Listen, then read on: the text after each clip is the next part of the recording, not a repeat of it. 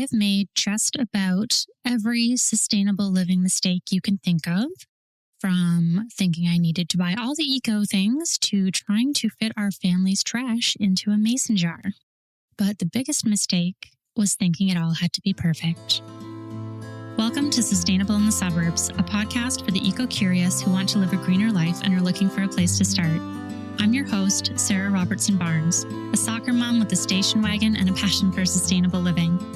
Each week, I'll bring you practical tips and honest conversations to help you waste less, save money, and make small, doable shifts that actually fit your real life. Because sustainable living doesn't have to be perfect to matter, and you don't have to do it all to make a difference. Hello, welcome back to Sustainable in the Suburbs, the podcast where we start where we are, use what we have, and live a little greener, one small shift at a time. My name is Sarah Robertson Barnes, and I'm glad to be hanging out with you today. Before we get started, I just wanted to give a heartfelt thank you to everyone listening. Because of you, the show keeps growing and reaching more people who care about living a little greener, and that honestly means the world to me. So if you've been enjoying Sustainable in the Suburbs, it really helps when you rate the show and especially review it in your podcast app. And of course, share the podcast with your friends. Those simple actions make such a difference in helping others find the show and join this little community we're building here. All right, let's get into today's episode. Over these past few months, I have interviewed several different people about their current work or advocacy in sustainability, and a common thread has been how that work has evolved over time, but they're still out here doing it.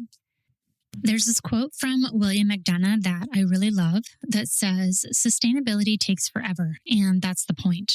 And honestly, I think that's so true. When I look back over the past 25 years or so, my version of sustainable living has changed so many times, and I know I'm not the only one. As a quick recap, in university, my sustainable eco living started out as thrift shopping and buying food in bulk because honestly, that's all I could afford to do. I thrifted because it was cheap, and I bought things like lentils in bulk because it stretched my budget, and learning to make things last because I had to. But those habits stuck, and over time, I realized that what began as survival skills were actually the foundation of living more sustainably. Later, when I was going through infertility and trying to regain a sense of control over something, anything, I went deep down the plastic-free rabbit hole. I started learning more about environmental health and personal health and what goes into the products that we use every day. I wanted to create the safest and most intentional home I could for the family I was hoping for. And so I started making everything from scratch, from cleaning products to beauty, toothpaste, you name it. Then when my kids were small, I poured all of that energy into our home life. Cloth diapers, homemade wipes, snacks from the bulk store, making everything myself, all of it. And like most parents, I was determined to give them the best start I could and to live in line with my values. It was a lot of work, but it felt meaningful. And honestly, that laid more groundwork for what came next, my full-on zero waste era. Eventually, around 2016, I stumbled onto the zero waste hashtag on Instagram, and it felt like I'd found my people. There was this whole community of folks who cared about the same things I did and were showing that change was possible. It also really felt like the next logical step, the way to, quote, level up my sustainable living efforts. And so I dove in head first. I tried to eliminate every scrap of plastic, make everything from scratch, and fit all of our family's trash into a single mason jar. But what I learned, and pretty quickly, is that sustainable living has to actually be sustainable for you, for your life, your time, your energy, your budget, your family, all of that. Because what's the point of trying to save the planet if you are miserable in the process? Now my version of sustainable living looks a lot different. It's more grounded. It's about making an impact where I live, using what I have, supporting local businesses and initiatives, and showing my kids what climate action looks like at home. It's not perfect, and it never will be. And it feels good to finally let that be enough. So, all of this is to say that I think this is something we don't talk about enough, that sustainable living looks different for everyone and that it's supposed to change over time. Your version of doing your best might look completely different from someone else's, and that's fine. That's not failure, that's growth. So, if your sustainable living journey doesn't look like it used to, or it doesn't look like anyone else's right now, that's okay. It's meant to evolve with you because sustainability does take forever, and that is the point. When I look back at all of the phases I've been through, from bulk shopping on a student budget to making everything from scratch and burning out on zero waste, I've realized something. Sustainable living is never going to be something that you arrive at.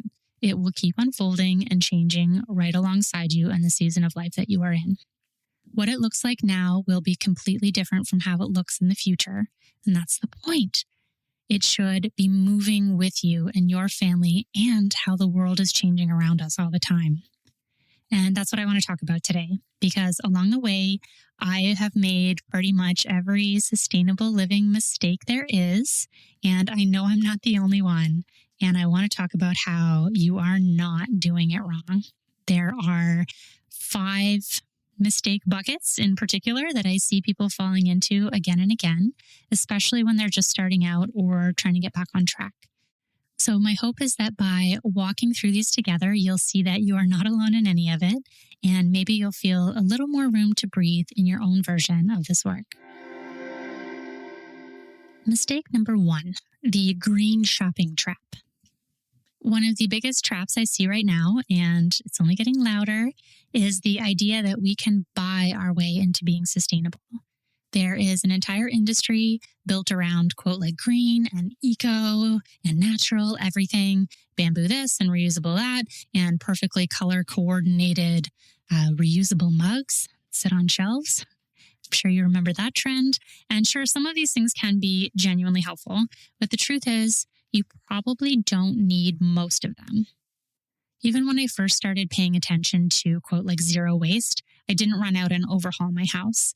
I have always leaned more toward use what you have, but I'll admit I did fall for a few of the classics, the bamboo cutlery set in the roll-up that looked very Instagrammy, the stainless steel and glass straws in every size imaginable, which did not see much use, and most of which now live their second life as plant stakes. But here's the thing. I didn't buy them out of impulse. I bought them out of hope, out of wanting to do better. But consumption, even good or mindful consumption, is still consumption.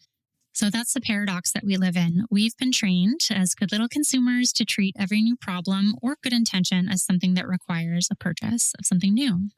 And even the sustainable, eco-friendly world isn't immune to that. It's just gotten better at the branding. So in some cases, we've replaced fast fashion with fast swaps. See my Stanley Cup reference earlier. And there's a reason that this happens. We live in a culture that tells us that the solution to almost every problem is to buy a product. You feeling disorganized? Buy some containers. Feeling stressed? Buy this self-care product. Feeling guilty about plastic? Buy this thing that's plastic-free. It's just marketing psychology, and none of us are immune. That's why one of the biggest mindset shifts for me has been learning to pause before purchasing, to sit in that little moment of discomfort instead of rushing to fix it with something new.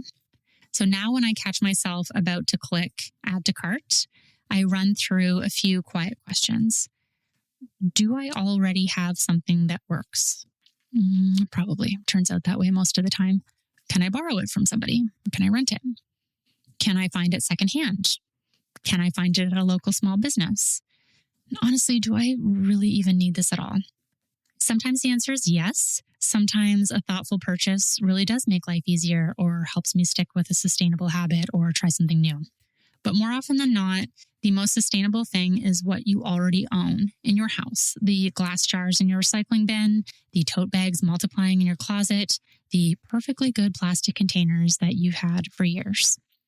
And if you do need to buy something, start by looking secondhand first, whether it's at your local thrift store or an online resale app or a community group like Buy Nothing. When you do buy new, of course, try to support local shops and small businesses wherever you can. Keeping your dollars close to home is another powerful way to make an impact. This is where use what you have really becomes more than a slogan for me. It is a practice. It's not as shiny as a brand new eco swap, but that's the part of the sustainable living ethos that changes how you actually think, not just how you buy. So if you've fallen into the shopping trap before, you're not alone. As I said, been there, pulled in by all the clever marketing and good intentions and aesthetic posts. The goal isn't to feel bad about it. It's just to notice it and learn from it and make different choices going forward.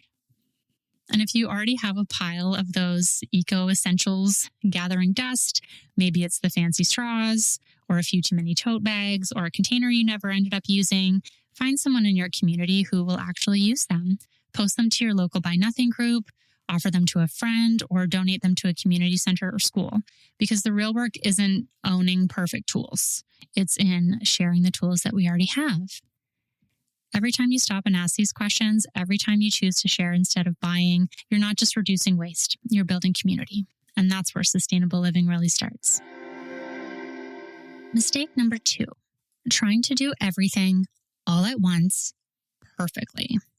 I vividly remember when I first stumbled onto the zero waste hashtag on Instagram. So as I mentioned before, I felt like I had finally found my people and a community who cared about the same things that I did, and people who were showing that an ordinary household could drastically reduce its waste. At the time, the symbol of the zero waste movement was the trash jar. So that's a single mason jar that supposedly held a year's worth of garbage. And it was everywhere. And I thought, okay, this is how you level up. So I tried it. And we lasted an entire weekend and then never again. I quickly realized that for me, the trash jar is garbage. It's literally garbage. But here's the thing. The trash jar did do something important. It grabbed attention. It made people look at their waste differently. And for some folks, that still works. But for most of us, it was impossible for so many reasons. And I still have that jar. I use it now as a prop when I give talks or do workshops because it is an interesting illustrator of what our trash can look like and also how different this work can be. Because I still carried that trash jar mentality with me, measuring my success by how little I threw away and how perfectly I could do it. So my version of zero waste became very rigid and hyper-focused on my individual bits of physical trash instead of bigger systems that created the waste in the first place.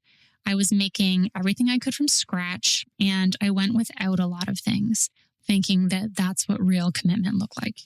But eventually, I started to feel like I was grading myself on an impossible test. And that's what perfectionism does. It shrinks the work down until it's just you and your jar. And eventually I realized what I really needed wasn't to do everything perfectly. It was to do what made sense for my actual life, to shift the focus from purity to practicality, from isolation to community. Because the truth is, nobody is doing this perfectly. Everyone's circumstances are different, where you live, how much time you have, what's accessible or affordable, and that's okay. Again, sustainability has to be sustainable for you. In some seasons of life, that might look like making everything from scratch if you want to and feeling great about it. And in other seasons, it's going to be store-bought bread and a pile of recycling, and both count.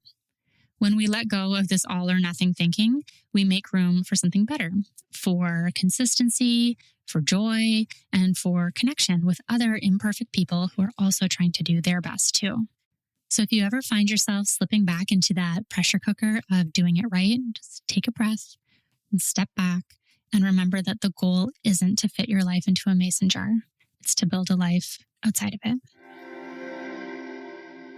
Mistake number 3, the guilt and shame spiral.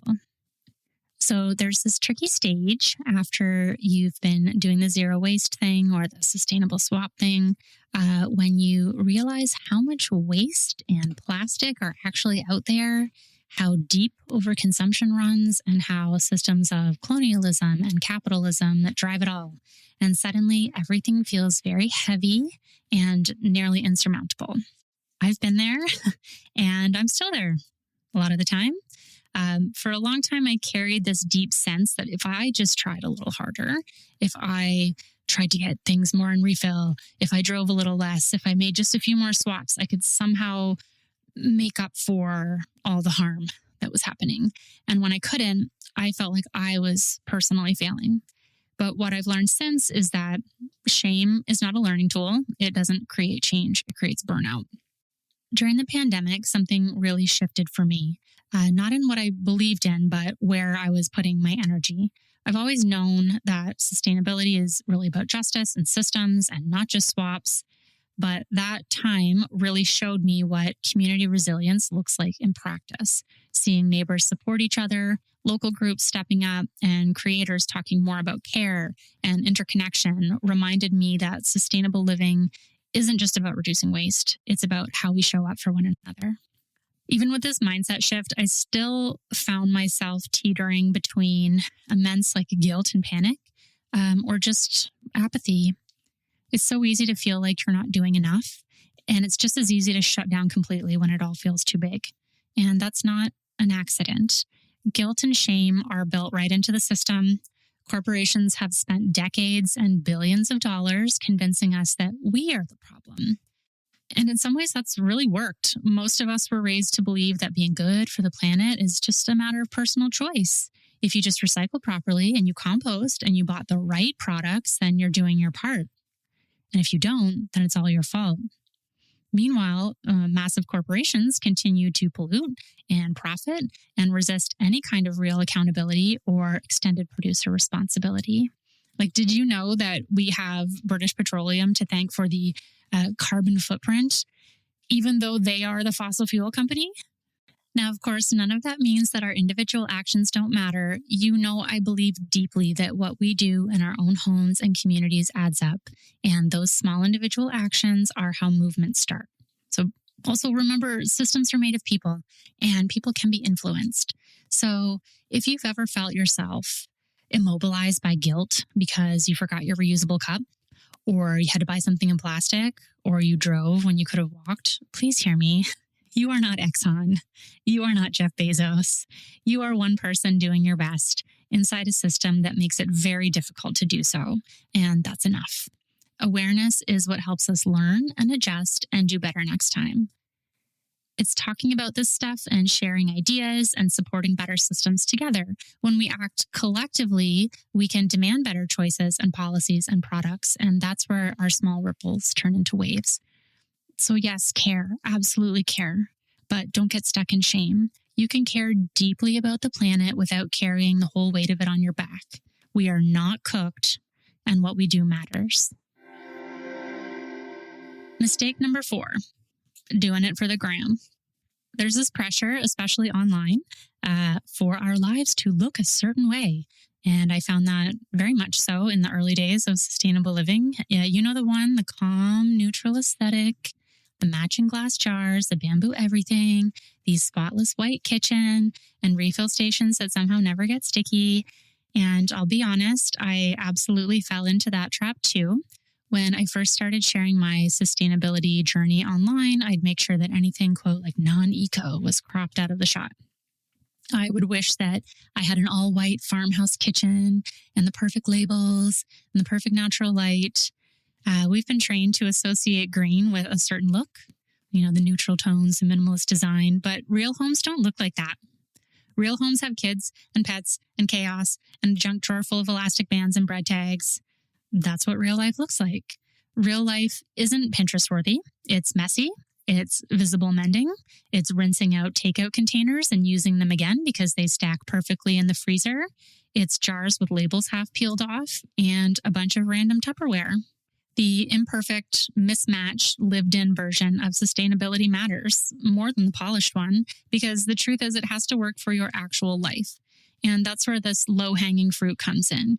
The easy, everyday things that don't require a total lifestyle overhaul or a renovation. For most of us, the kitchen is the best place to start. That's where most of our household waste comes from. Food packaging, leftovers, the box of lettuce you forgot in the back of the fridge. Climate action really does begin at the kitchen table. So if you want to start small, start there. Get messy. Do a quick waste audit. Take a look at what's ending up in your garbage or your compost and see what patterns you notice. You don't have to overthink it. Just paying attention is powerful. And if you'd like a bit of guidance on that, I do have a free household waste audit workbook that works you through the process step by step. And I'll link that down in the show notes. And if you're ready to go beyond that, I also have a beginner's guide to a sustainable kitchen, which is designed to help you cut waste, save money, especially on food waste, and make the most of what you already have. So I'll link all of that in the show notes for you if you want to check them out. Because the biggest impact won't come from buying new things or trying to make it look a certain way.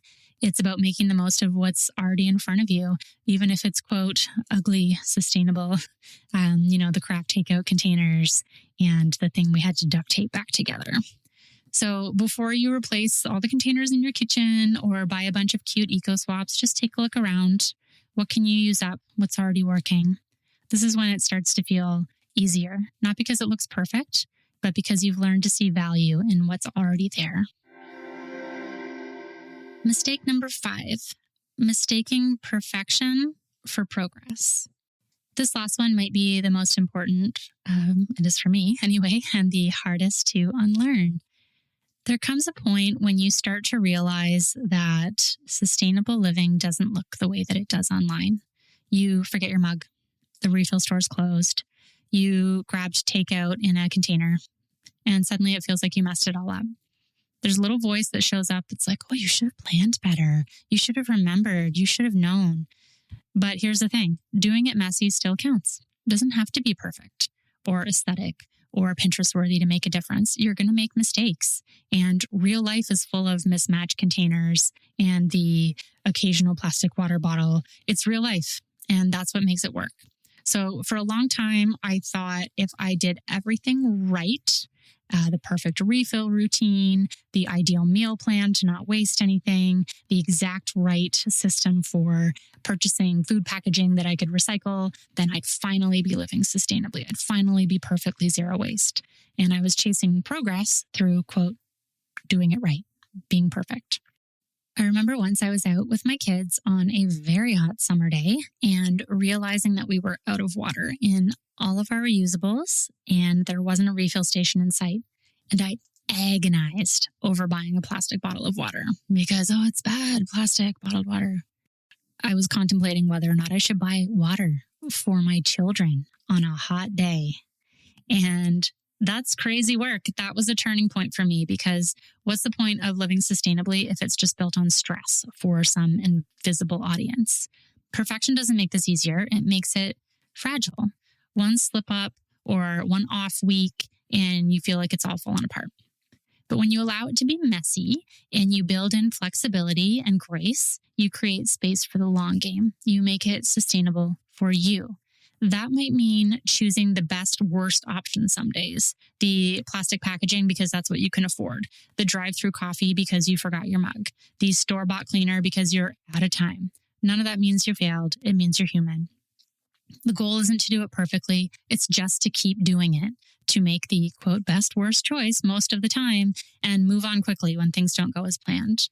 And that grace for yourself and for other people is where the real magic happens because someone else's version of sustainability will always look different from yours.